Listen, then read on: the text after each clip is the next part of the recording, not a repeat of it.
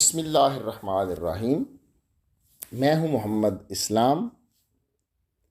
The longest journey starts from step one. Viewers, अस्सलाम वालेकुम। उम्मीद है आप सब खैरियत से होंगे। आज का हमारा लेक्चर भी लिमिटेशन एक्ट से रिलेटेड है। लिमिटेशन एक्ट को हमने डिस्कस करना इससे कबल शुरू किया और हमने इसके 4 पार्ट्स हम डिस्कस कर चुके हैं। जिसमें हमने सेक्शन 11 तक डिस्कस किया है। आज हम जो ये लिमिटेशन एक्ट की सेक्शंस का पार्ट 3 है, जो कि सेक्शन 12 से स्टार्ट होकर सेक्शन 24 तक जाता है, जिसमें हमें बेसिकली बताया गया है computation of period of limitation, यानी लिमिटेशन एक्ट में पीरियड को कैलकुलेट कैसे करना है, पीरियड कैसे, क्या कौन सा डे एक्सक्लूड होगा, कौन सा डे इसमें इंक्लूड होगा। और आज के जो पार्ट 5 है हमारा लिमिटेशन एक्ट के लेक्चर्स का, इसमें हम डिस्कस करेंगे सेक्शन 12 से लेके सेक्शन 17 तक। इसमें हम डिस्कस करेंगे सेक्शन 12 से लेके सेक्शन 17 तक हम डिस्कस करेंगे। सबसे पहले आते हैं हम सेक्शन 12 की तरफ। Section 12 is very very important section, examination point of view के हवाले से भी और प्रैक्टिकल यूज़ के हवाले से भी। सेक्शन 12 ये है कि exclusion of time in legal proceeding, यानी सूट्स, अपील्स, एप्लीकेशन में कौन कौन सा डे एक्सक्लूड होना है। सेक्शन 12 जो है इसके 5 सब सेक्शंस हैं। जो सब सेक्शंस 2 से लेके 5 तक हैं वो आपस में कोरिलेटेड हैं, वेयर सेक्शन सब सेक्शन 1 जो है वो डिफरेंट है। सबसे पहले हम सेक्शन 12 का सब सेक्शन 1 डिस्कस करते हैं। अच्छा, सब सेक्शन 1 हमें बड़ी अहम बात बताता है कि जब भी कोई पीरियड कैलकुलेट होगा, कंप्यूट होगा सूट्स का, अपील का या एप्लीकेशन का, the day from which such period is to be reckoned shall be excluded, यानी जहाँ से लिमिटेशन स्टार्ट हो रही है किसी सूट की, अपील की या फाइलिंग ऑफ एप्लीकेशन की, तो वो डे जहाँ से स्टार्ट हो रही है दैट विल बी एक्सक्लूडेड। अब इससे आपके माइंड में आ गया कि कौन सा डे एक्सक्लूड होगा। इसकी मैं आपको एग्जांपल इस तरह देता हूँ। जैसे ए और बी ने आपस में एग्रीमेंट टू सेल किया। अब इसमें लिमिटेशन यह है कि जब वो एक जो है अपना पार्ट को परफॉर्म करने से रिफ्यूज़ करेगा तो लिमिटेशन स्टार्ट होगी अंदर डे ऑफ रिफ्यूज़ल। अब वो जो रिफ्यूज़ल वाला डे है दैट वो वहाँ से लिमिटेशन स्टार्ट हो रही है, दैट विल बी एक्सक्लूडेड। अगर इसकी दूसरी एग्जांपल दी जाए कि जैसे एक ए ने बी को चेक दिया, अब चेक जो है वो डिसऑनर हो गया। अब जिस दिन चेक डिसऑनर हुआ वहाँ से रेमेडी स्टार्ट हुई, लेकिन वो जो डे है जिस दिन चेक डिसऑनर हुआ, यानी द रेकन्ड, यानी such period is to be reckoned shall be the day from which such period is to be reckoned shall be excluded. जिस दिन वो चेक डिसऑनर हुआ वो डे जो था that will be excluded. I hope कि आपको सब सेक्शन 1 के बारे में कि such the day from which such period is to be reckoned shall be excluded clear हो चुका है। अब हम आते हैं सब सेक्शन 2 की तरफ। सब सेक्शन 2 प्रैक्टिकल हवाले से बड़ी इंपॉर्टेंट है। इसका डेली यूजेज होता है कि अपील के लिए, application for leave to appeal और रिव्यू के लिए, यानी जब भी एक जजमेंट आ गई, अब उस जजमेंट के बारे या तो हमने अपील करनी होती है या रिव्यू पिटिशन फाइल करनी होती है या कोई भी हमने एप्लीकेशन फाइल करनी है, एक तो वो डे जिस दिन जजमेंट प्रोनाउंस हुई दैट विल बी एक्सक्लूडेड। जिस दिन जजमेंट प्रोनाउंस हुई that day will be excluded. Secondly जो कॉपी हासिल करने के लिए time requisite for obtaining a copy of the judgement, decree, sentence, यानी वट एवर जो ऑर्डर था जिसको हमने असेल करना है उसकी सर्टिफाइड कॉपी हासिल करने के लिए जो टाइम कंज्यूम हुआ that will also be excluded. इन सब सेक्शन 2 ने हमें क्या बताया कि 2 टाइम एक्सक्लूड होंगे टाइम लिमिटेशन को कंप्यूट करने में, कैलकुलेट करने में। फर्स्ट वन, द डे जिस दिन फैसला प्रोनाउंस हुआ, जिस दिन फैसला अनाउंस हुआ। सेकेंडली, जितने भी दिन उस कॉपी को हासिल करने में लगे वो दिन भी एक्सक्लूड हो जाएंगे। अच्छा, इसकी लॉजिक है एक। अब देखिए, एक फैसला होता है, हो सकता है मिसाल के तौर पे अब अपील का टाइम है 30 डेज़। अगर अपील की कॉपी लेने में एक दिन, तो जिस दिन फैसला हो गया, अपील की कॉपी लेने में 20 डेज़ लग जाते हैं। अब हम ये 20 डेज़ जो है इसका बेनिफिट हमने अग्रीड पर्सन को देना है, यानी ये हम उसकी साइड पे हम किसी सूरत नहीं डाल सकते, इसलिए लॉ मेकर ने, लेजिस्लेटर ने इसको एक्सक्लूड कर दिया। अब हम आते हैं सब सेक्शन 3 की तरफ। अब सब सेक्शन 3 भी हमें बेसिकली यही बताती है कि अगर कोई भी डिक्री पास हुई है तो उस जजमेंट की कॉपी हासिल करने में, यानी अपील करनी है या एप्लीकेशन फॉर रिव्यू फाइल करनी है, उस जजमेंट की कॉपी हासिल करने में जो टाइम लगेगा दैट विल बी एक्सक्लूडेड। अच्छा, सब सेक्शन 4 ये बताती है कि अवार्ड अगर पास हुआ, अवार्ड जो होता है, जो आर्बिट्रेशन मैटर्स होते हैं वहाँ पे जो डिसीजन होता है उसको अवार्ड कहा जाता है। अब वो जो अवार्ड पास हुआ, अब अगर किसी ने उसको असेल करना है तो उसके लिए जो जो अवार्ड की कॉपी हासिल करने में, यानी जो टाइम अवार्ड की कॉपी को हासिल करने में जो अवार्ड की कॉपी हासिल करने में लगेगा that time shell be excluded. अब हम आते हैं सब सेक्शन 12 की सब सेक्शन 5 की तरफ, that is also very important. अच्छा, सब सेक्शन 5 हमें ये बताती है कि जो ऊपर हमने सब सेक्शन 2 में, सब सेक्शन 3 में, सब सेक्शन 4 में पढ़ा कि जी आपने किसी जजमेंट की कॉपी हासिल करनी है, किसी डिक्री की करनी है, किसी आर्डर की करनी है, वट एवर, जो भी जिस भी आर्डर को आपने सेल करना है उसकी जो भी आपने कॉपी हासिल करनी है। अब वो इंटरवीनिंग टाइम की बात कर रहा है। देखें, एक तो इसमें ये होता है कि the day on which an application for the copy is made, इन ऊपर हमने पढ़ लिया था कि जो जजमेंट डे का प्रोनाउंस हुआ वो टाइम भी एक्सक्लूड हो जाएगा। अब जिस दिन आपने एप्लीकेशन फ़ाइल की कॉपी हासिल करने के लिए, नहीं, जिस दिन आपने नकल फार्म डिपॉजिट करवाया, जमा करवाया, वो दिन एक्सक्लूड हो जाएगा। अगली बात बड़ी इंपॉर्टेंट है, और वो डे भी the day actually intimated to the applicant to be the day on which the copy will be ready for delivery, यानी जब कॉपी डिलीवर हो गई। अब कॉपी डिलीवर होने के बाद ये ब्रांच के लिए ज़रूरी है कि उसने आपको नोटिस देना, इंटीमेट करना है। अब जिस दिन उन्होंने आपको इंटीमेट कर दिया, वो उसके दरमियान भी जितने दिन लगे वो भी एक्सक्लूड होंगे, और जो इंटीमेशन का दिन है that will also be excluded. यानी यहाँ से हमें पता चला कि एक तो जिस दिन आपने एप्लीकेशन दी वो डे एक्सक्लूड हो गया, फिर जितने दिन कंज्यूम हुए कॉपी के प्रिपेयर होने में वो एक्सक्लूड हो गए, और जिस दिन आपको इंटीमेट किया गया कि copy is ready for delivery वो डे भी एक्सक्लूड हो जाएगा। हाँ, अब यहाँ पे आपके माइंड में जब आपको इंटीमेट कर दिया गया उसके बाद जितने दिन होंगे वो दिन एक्सक्लूड नहीं होंगे। अगर आप 30 डेज़ 40 डेज़ गुजार देते हैं, कॉपी कलेक्ट नहीं करते, copy is ready for delivery, लेकिन आप कलेक्ट नहीं करते और आपको इंटीमेशन भी हो चुकी है, तो वो जो डेज़ हैं that will not be excluded, यानी वो डेज़ किसी भी सूरत में एक्सक्लूड नहीं होंगे। आई होप कि अब सेक्शन 12 के हवाले से आपके माइंड में क्लैरिटी, आपकी तमाम क्वेरीज क्लियर हो चुकी होंगी। सेक्शन 12 की 5 सब सेक्शंस हैं। 1 सब सेक्शन जाती है कि जब रेकंड हो रहा है पीरियड वो दिन एक्सक्लूड होगा। आप 2, 3, 4, 5 ने हमें बता दिया। जजमेंट डे होगा, जो आपने कापी हासिल करने के लिए दरख्वास्त दी वो डे, जिस दिन कापी की इंटीमेशन आपको हुई वो डे, जो दरमियानिंग डे होंगे जिसमें कापी प्रिपेयर होना है, वो तमाम डेज इसमें से एक्सक्लूड हो जाएंगे। अब हम आते हैं सेक्शन 13 की तरफ। सेक्शन 13 बड़ी वेरी सिंपल है। वो हमें बताती है कि जब exclusion of time of defendant's absence from Pakistan and certain other territories. In computing the period of limitation prescribed for any suit, the time during which the defendant has been absent from Pakistan and from the territories beyond Pakistan under the administration of the federal government shall be excluded.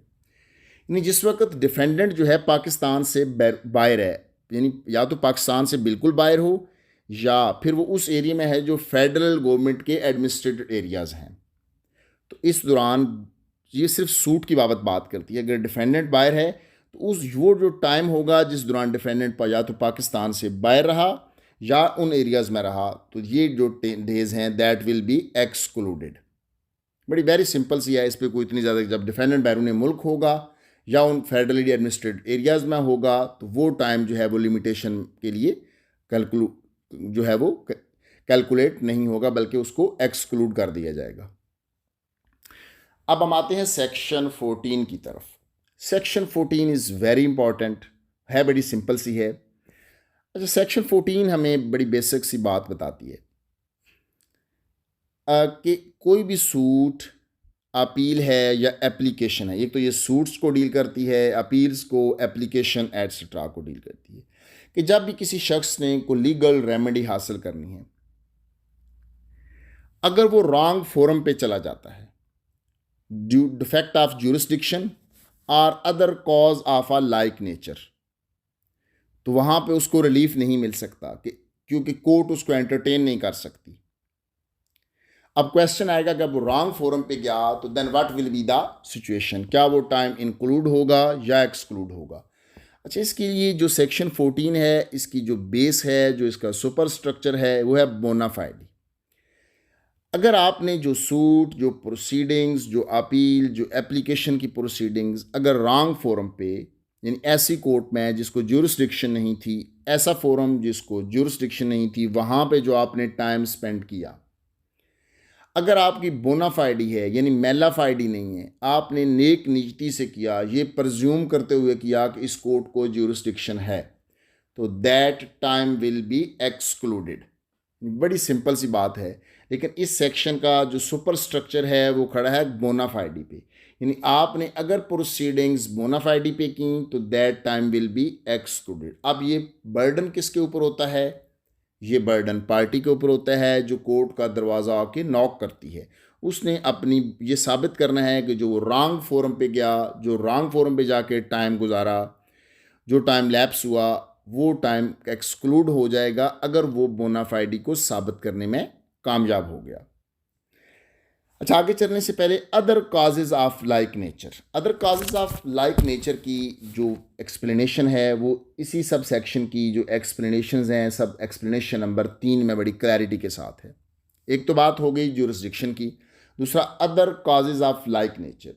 उनका इस section के purpose के लिए इससे मुराद ये है कि misjoinder of parties या misjoinder of causes of action, यानी अदालत ने आपका एप्लीकेशन, प्रोसीडिंग्स, सूट एंटरटेन नहीं किया due to misjoinder of parties, due to misjoinder of cause of action, ये other causes of like nature आएंगी। नहीं एंटरटेन किया, और अगर आपने ये बात साबित कर दी, ये फैक्ट इस्टेब्लिश कर दिया कि आपकी इसमें कोई मेलाफाइडी नहीं है बल्कि आपकी बोनाफाइडी है, अगर आपने अपनी बोनाफाइडी को इस्टेब्लिश कर लिया तो देन ये टाइम जो है वो इन 3 वजूहात पे, एक तो ज्यूरिसडिक्शन की वजह से, misjoinder of cause of action की वजह से, मिस जाइंडर ऑफ पार्टीज की वजह से, ये टाइम आपका एक्सक्लूड हो जाएगा। अच्छा, ज्यूरिसडिक्शन की क्यों होता है? देखिए, बेसिकली कोई भी जो कोर्ट है, कोई भी जो फोरम है, उसने डिसीजन उसी का करना होता है जिस मैटर पे उसको ज्यूरिसडिक्शन होती है, क्योंकि जो विदाउट ज्यूरिसडिक्शन होता है कोरम नॉन जूडिस, वो चीज़ फाइनलाइज होती नहीं है। इसलिए लॉ इस पे क्लियर है कि ज्यूरिसडिक्शन का होना लाजमी है। जब कोर्ट के नॉलेज में आया ज्यूरिसडिक्शन नहीं है, मिसाल के तौर पे अगर ज्यूरिसडिक्शन की मिसाल मैं आपको इस तरह कोट करता हूँ कि जैसे अगर रेगुलर फर्स्ट अपील जो है, अगर बिल फर्ज regular first appeal due to jurisdiction, यानी जो लर्नर एपेलेट कोर्ट होती है, एडिशनल सेशन जज साहब की जो कोर्ट होती है, उसकी जो एपेलेट ज्यूरिसडिक्शन है फाइनेंशियल लिहाज से वो लिमिटेड होती है, अनलिमिटेड नहीं है। अगर को मैटर जो है वो मैटर जाना था हाई कोर्ट, अगर किसी ने उस रॉन्ग फोरम को कर लिया, अगर उसने अपनी बोनाफाइडी साबित कर ली तो then situation will be different. अच्छा, अब हम आते हैं सेक्शन 14 की सब सेक्शन 2 की तरफ।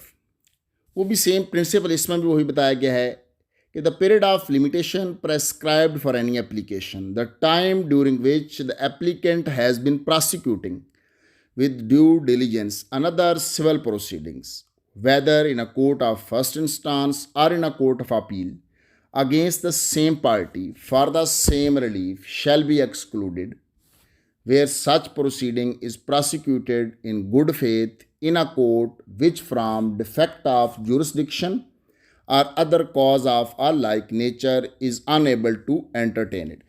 इन अगर कोई प्रोसीडिंग्स भी हैं मोबैन फ्री कैन, यानी कोई ऐसी मिसलिनियस प्रोसीडिंग्स ही में, वो भी अगर रॉन्ग फोरम पे चला गया, लेकिन गुड फेथ का होना वो भी ज़रूरी है, यानी बोनाफाइडी आपने ये बेसिकली जो शख्स है उसने ये बात साबित करनी होती है कि वो विद ड्यू डिलीजेंस, यानी उसने अपनी तरफ से पूरी एफर्ट की, अपना माइंड उसने अप्लाई किया, गुड फेथ भी था, उसकी कोई इसमें मेलाफाइडी शामिल नहीं थी, तो वो time that also be excluded. Basically सब सेक्शन 1 और 2 में सेम ही है, वो मेन बात करता है सूट्स की, अपील्स की, और ये बात करती है प्रोसीडिंग्स की। अब सेक्शन 14 की जो एक्सप्लेनेशन 1 है वो हमें ये बात बताती है कि इसमें टाइम जो एक्सक्लूड होना है उसकी क्या यार्ड स्टिक है। देखिए, एक तो वो दिन जिस दिन आपने जाके एप्लीकेशन, अपील, सूट फाइल किया, वो डे, उस डे से लेकर उस दिन तक जिस दिन प्रोसीडिंग्स एंडेड हुई, बोथ शैल बी काउंटेड। किस में काउंट होंगे? एक्सक्लूड होने में। यानी मिसाल के तौर पे अगर 1 मार्च को आपने अप्रोच किया रांग फोरम को और आप 30 मार्च तक वहाँ रहे, अब 1 मार्च का दिन से लेके 30 मार्च तक यानी पूरे 30 डेज़ जो होंगे, यानी फर्स्ट डे भी, दरमियानी डेज़ तो होने ही होने हैं, जो फर्स्ट डे जिस दिन आपने अप्रोच किया और लास्ट डे जिस दिन प्रोसीडिंग एंड हुई, वो ये दोनों दिन भी एक्सक्लूड होंगे। आई होप कि हमने सेक्शन 14 को बड़ा सिंपल करके डिस्कस किया कि जब भी आप रॉन्ग फोरम पे जाएंगे, आई ज्यूरिसडिक्शन का मैटर हो, मिस जाइंडर ऑफ पार्टीज़ हों, misjoinder of cause of action हो, कोर्ट अनएबल हो एंटरटेन इट, अगर आपने अपनी good faith with due diligence ये साबित कर दी कि आपकी कोई मेलफ आईडी नहीं थी, तो वो जो टाइम आपने रॉन्ग फोरम पे कंज्यूम किया, दैट विल बी एक्सक्लूडेड। अब हम आते हैं सेक्शन 15 की तरफ। Section 15 is very simple. ये बात करती है exclusion of time during which proceedings are suspended. यानी जब कोई सूट की बात करती है ये, या ये बात करती है कि आपने application for execution of a decree file करनी हो। एक तो ये बात कर रही है सूट की या application for the execution of a degree. कहती है अगर ऑर्डर सस्पेंड कर दिया, यानी किसी फोरम ने, हायर फोरम ने ऑर्डर को सस्पेंड कर दिया, तो उस दिन से लेके जो टाइम होगा वो एक्सक्लूड हो जाएगा। कब तक एक्सक्लूड रहेगा? जब तक वो ऑर्डर विदड्रॉ नहीं हो जाता। अच्छा, इसमें उसने दोनों दिनों को इंक्लूड कर लिया, include for the purpose of exclusion, कि वो दिन जिस दिन ऑर्डर सस्पेंड हुआ और वो दिन जिस दिन ऑर्डर विदड्रॉ होगा, यानी ये दोनों जो डेज होंगे दैट विल बी एक्सक्लूडेड। यानी ये दोनों दिन, यानी पहला दिन भी, जैसे कि हमने ऊपर एग्जांपल दी कि जी फर्स्ट 1 मार्च से लेके 30 मार्च पर वहाँ, इसी तरह इसमें अगर मिसाल के तौर पे 1 मार्च को ऑर्डर सस्पेंड हुआ, 30 मार्च तक ऑर्डर सस्पेंड रहा, तो ये यकम भी एक्सक्लूड हो जाएगा, और 30 यकम से लेके 30 तक प्रोसीडिंग्स ये समझा जाएगा कि ये time that will be excluded. अच्छा, सब सेक्शन 215 की बड़ी सिंपल सी है कि बाद सूट्स ऐसे होते हैं कि जिसमें आपने प्रायर नोटिस देना होता है। कहते हैं जो टाइम आप नोटिस आपने दे दिया, the period of such notice shall be excluded. मिसाल के तौर पे अब यह कि अगर आपने गवर्नमेंट के अगेंस्ट सूट करना तो आपको नोटिस देना चाहिए प्रायर। अब आपने जब वो नोटिस दे दिया तो वो जो टाइम होगा, यानी आपकी जो लिमिटेशन है, बेसिकली नोटिस से ही प्रोसीडिंग स्टार्ट हो जाएंगी, नोटिस से ही प्रोसीडिंग को स्टार्ट समझना अज्यूम किया जाएगा। इसलिए जो टाइम आपने जब नोटिस दे दिया तो टाइम जो है वो आपका, मतलब आपके खिलाफ जो लिमिटेशन का आपके माइंड में क्वेश्चन है वो ख़त्म हो जाएगा। हाँ, यहाँ पे ये एक बात आपके माइंड में क्लियर होनी चाहिए कि मतलब अगर आपने नोटिस दिया, अब नोटिस में जो आपने टाइम लिखा, अब नोटिस में जितना टाइम प्रोवाइडेड है, अब ये नहीं है कि नोटिस दे के फिर आप भूल जाएं। ऐसा नहीं हो सकता कि आपने नोटिस में, मसलन अगर आपने 30 डेज़ प्रोवाइडेड थे लॉ में, आपने 30 डेज़ का नोटिस दिया और उसके बाद आप मज़ीद फिर महीना गुजार दें, फिर आपका लिमिटेशन, यानी वो जो टाइम नोटिस में प्रोवाइडेड था, जब आपने नोटिस दे दिया, the period of such notice shall be excluded. I hope कि सेक्शन 15 के दोनों पोर्शंस थे, दोनों कि जिस दिन को अगर ऑर्डर सस्पेंड हो जाए तो वो सस्पेंशन से लेके विदड्रॉल तक, अगर नोटिस देना ज़रूरी हो तो वो जो नोटिस वाला टाइम है वो भी एक्सक्लूड हो जाएगा। अच्छा, अब हम आते हैं सेक्शन 16 की तरफ। Section 16 is also very simple and short and brief, छोटी सी सेक्शन है। ये हमें बताती है कि in computing the period of limitation prescribed for a suit for possession by a purchaser at a sale in execution of a decree, यानी जब किसी परचेजर ने डिग्री की एग्जीक्यूशन के दौरान कोई चीज़ परचेज कर ली हो, तो उसका जो सूट फॉर पोजेशन का टाइम है उससे कौन सा टाइम एक्सक्लूड होगा? वो टाइम एक्सक्लूड होगा कि जिसके दौरान सेटिंग असाइड, उस सेल को सेट असाइड करने की अगर किसी ने प्रोसीडिंग स्टार्ट कर दी हैं, तो वो टाइम एक्सक्लूड हो जाएगा। वैसे भी ये बड़ी सिंपल सी बात है कि देखें, अगर एक चीज़ कोर्ट से थ्रू प्रोसेस ऑफ कोर्ट यानी कि ड्यूरिंग एग्जीक्यूशन प्रोसीडिंग आपने एक सेल में एक चीज़ परचेज कर ली है, तो अब अगर उस ऑर्डर को सेट असाइड करवाने के लिए प्रोसीडिंग स्टार्ट हैं तो डेफिनेटली बड़ी क्लियर बात है कि जब वो प्रोसीडिंग ही स्टार्ट हैं तो जब तक वो चीज़ फाइनलाइज होगी नहीं उस वक़्त तक वो शख्स जिसने परचेज़ की हुई है उसके ख़िलाफ़ टाइम जो है वो रन हो ही नहीं सकता। और सेक्शन 16 भी हमें बड़ी क्लैरिटी के साथ ये बात बताती है कि वो जो टाइम होगा यानी the time during which a proceeding to set aside the sale has been prosecuted shall be excluded, यानी जिस दौरान उस आर्डर को सेट असाइड करने के लिए किसी ने कोई चाराजोई को रेमेडी अपनी अवेल की है, जब तक वो फाइनलाइज नहीं हो जाएगी वो टाइम जो है वो एक्सक्लूड हो जाएगा। अच्छा, अब हम आते हैं सेक्शन 17 की तरफ। अच्छा, section 17 is also very simple, ये है बड़ी इंपॉर्टेंट है। अच्छा, सेक्शन 17 को अंडरस्टैंड करने के लिए आपने अपने माइंड में लीगल डिसेबिलिटी को ले आना है, सेक्शन 6 और सेक्शन 7 को ले आना है। यानी लीगली डिसेबल शख्स से मुराद ये होता है कोई शख्स माइनर हो, इनसेन हो या एन इडियट हो। अच्छा, सेक्शन 17 हमें क्या बताती है कि effect of death before right to sue accrues. Section 17 ये बताती है कोई भी शख्स अगर एक राइट जो उसको अक्रू होना था, right to institute a suit और मेक एन एप्लीकेशन, वो उस राइट के अक्रू होने से पहले ही उसकी डेथ हो जाती है। यानी किसी भी शख्स को अगर को राइट अक्रू होना था, अभी तक उसको राइट अक्रू नहीं हुआ लेकिन उसकी डेथ उस राइट के अक्रू होने से पहले हो गई, तो फिर लिमिटेशन का क्या कंसेप्ट होगा कि the period of limitation shall be computed from the time when there is a legal representative of the deceased capable of instituting a suit or making an application। यानी उसका जो लीगल रिप्रेजेंटेटिव है उस वक्त उनके खिलाफ टाइम स्टार्ट होना शुरू होगा। कब कैलकुलेट होना टाइम शुरू होगा? जब उसका जो लीगल रिप्रेजेंटेटिव वो capable of instituting the suit हो। मिसाल के तौर पे इसमें आपको अंडरस्टैंडिंग के लिए ज़रूरी है कि अब किसी शख्स को राइट, देखें अगर उसको अपनी ज़िंदगी में राइट अक्रू हो जाता तो वंस लिमिटेशन स्टार्ट हो जाती तो फिर लिमिटेशन स्टॉप नहीं होती, लेकिन अभी वो शख्स को राइट अक्रू ही नहीं हुआ और उसको दावा दायर करने का या एप्लीकेशन फ़ाइल करने का राइट अभी उसके पास आया नहीं, तो वो शख्स फोत हो गया। अब उसके डेथ के बाद राइट अक्रू हुआ, लेकिन अब राइट अक्रू हो गया, लीगल रिप्रेजेंटेटिव की तरफ राइट जो है वो शिफ्ट हो जाएगा। अब लीगल रिप्रेजेंटेटिव के लिए ये फैसिलिटी दी गई कैपेबल ऑफ इंस्टीट्यूटिंग हो, यानी कि वो उनमें कोई लीगल डिसेबिलिटी ना हो, क्योंकि अगर देखें अभी उनको राइट अक्रू नहीं हुआ था तो उनमें से कोई शख्स लीगली डिसेबल है तो उसके खिलाफ तो लिमिटेशन रन हमने सेक्शन 6 और सेक्शन 7 में पढ़ा था कि लिमिटेशन रन कर ही नहीं सकती। वो इसमें भी यही बात बताई गई है कि जब वो legal representative capable of instituting suit होगा या मेकिंग एन एप्लीकेशन होगा तो फिर उसके खिलाफ लिमिटेशन रन करेगी।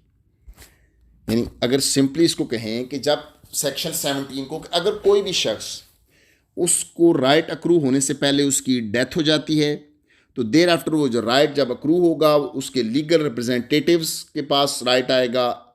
उनकी लिमिटेशन कब कंप्यूट होना शुरू होगी? जब वो capable of instituting the suit, जब वो लीगली एबल होंगे तो उनके खिलाफ लिमिटेशन जो है फिर कंप्यूट होना, फिर स्टार्ट होना शुरू होगी।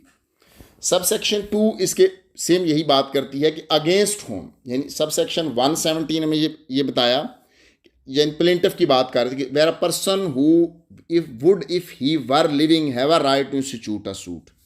सब सेक्शन 2 ने बताया where a person against whom if he were living a right to institute a suit, यानी अगर कोई शख्स जिंदा होता तो किसी ने उसके खिलाफ कोई सूट फाइल करना था लेकिन वो राइट अभी उसका आया नहीं तो वो शख्स फोत हो गया, तो सेम सिचुएशन होगी कि उसके लीगल रिप्रेजेंटेटिव के खिलाफ सूट फाइल होगा, लेकिन वो भी जब वो भी लीगली साउंड होंगे, यानी लीगल डिसेबिलिटी के ज़िम्मे में नहीं होंगे, लीगली एबल होंगे। आई होप कि सेक्शन 17 के जो दोनों पार्ट्स हैं बेसिकली तो एक ही पार्ट एक बात करता है कि जिसकी रेमेडी हो या जिसके खिलाफ करना हो, क्लियर हो चुकेंगे। अच्छा, सेक्शन 17 की एक प्रोवाइजो है, एक्सेप्शन है, वो भी इसके बीच में बता दें कि ये जो एक्सेप्शंस हैं ये 2 सूट्स के ऊपर अप्लाई नहीं करेंगी। नंबर 1 सूट फॉर प्रियम्पशन, यानी सूट ऑफ प्रियम्पशन के ऊपर इस सेक्शन की एप्लीकेशन नहीं होगी, यानी सूट फॉर प्रियम्पशन की सूरत में टाइम लिमिटेशन रूटीन में रन करेगा। Secondly, suit for the possession of immovable property, यानी suit for the possession of immovable property, यानी ये दो जो सूट्स हैं इनमें ऐसी सिचुएशन नहीं होगी, जो राइट अक्रू होगा तो राइट जो है लिमिटेशन स्टार्ट होना शुरू हो जाएगी, यानी कि वो जो फॉर्मेलिटीज़ हैं वो फुलफिल नहीं पड़ेंगी। जैसे कि देखिए हमने सेक्शन 8 में भी, आपको याद होगा कि हमने सेक्शन 8 में भी ये डिस्कस किया था कि सूट फॉर प्रियम्पशन में जो सेक्शन 6, 7 की एक्सेप्शंस थी, 6, 7 की जो फैसिलिटेशन थी वो सूट फॉर प्रियम्पशन में एप्लीकेबल नहीं थी। अब सेम यहाँ पे उन्होंने suit for possession of immovable property भी ऐड कर दिया है। आई होप कि आज हमने जो सेक्शन 12 से लेके सेक्शन 70 तक डिस्कस किया, आपके तमाम क्वेश्चंस के, तमाम क्वेरीज़ के आंसर आ चुके होंगे। अगर इसके बावजूद आपके माइंड में कोई क्वेश्चन हो, कोई क्वेरी हो, तो आप कमेंट बॉक्स में पूछ सकते हैं। अपना ख्याल रखिएगा। Thank you so much.